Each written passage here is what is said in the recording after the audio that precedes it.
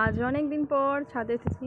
অনেক দিন পর না, কালও এসেছিলাম। প্রায় দিনই আসি, তবে এখন আর সেরকম গাছের ভিডিও বা গাছের কোনো আপডেটই তোমাদের সঙ্গে শেয়ার করা হয় না।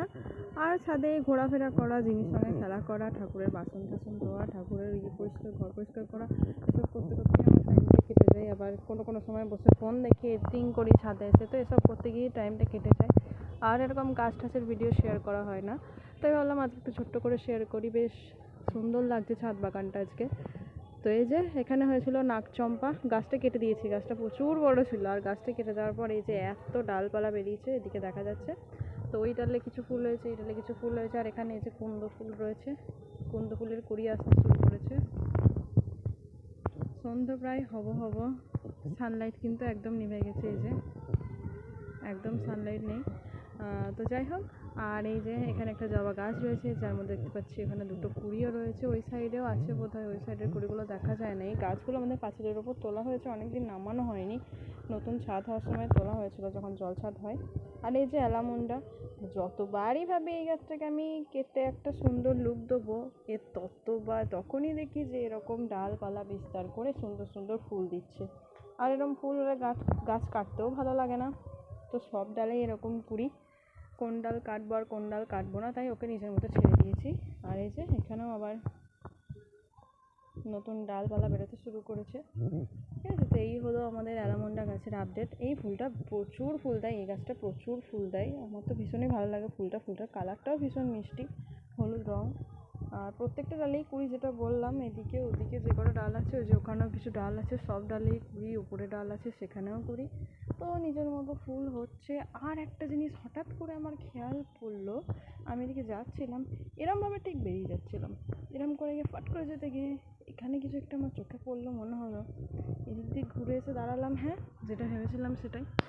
আবার একটা ড্রাগনের কুড়ি আসছে, আবার একটা ড্রাগন ফ্রুট হবে। আগের ফলটা তো খেতে ভীষণই মিষ্টি ছিল, আর ভীষণই সুন্দর টেস্টও ছিল ফুলটা।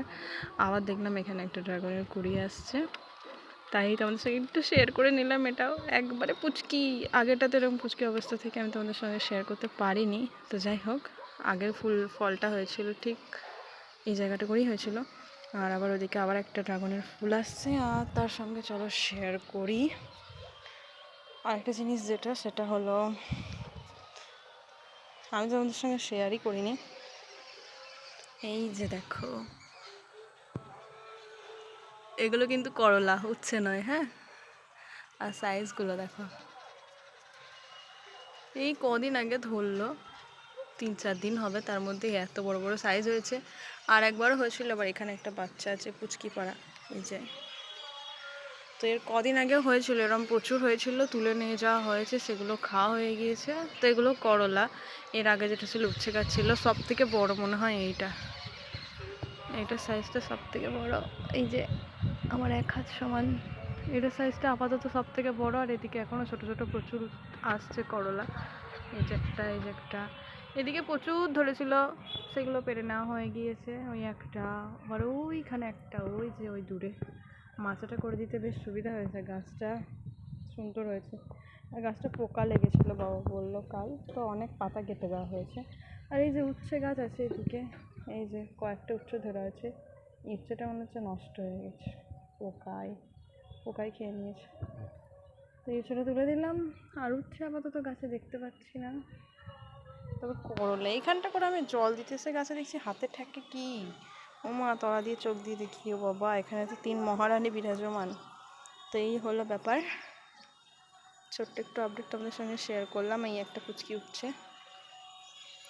আর ওদিকে এখন গোলাপি পদ্ম তো নেই, তবে গোলাপি পদ্মের একটা বড় বীজ রয়েছে।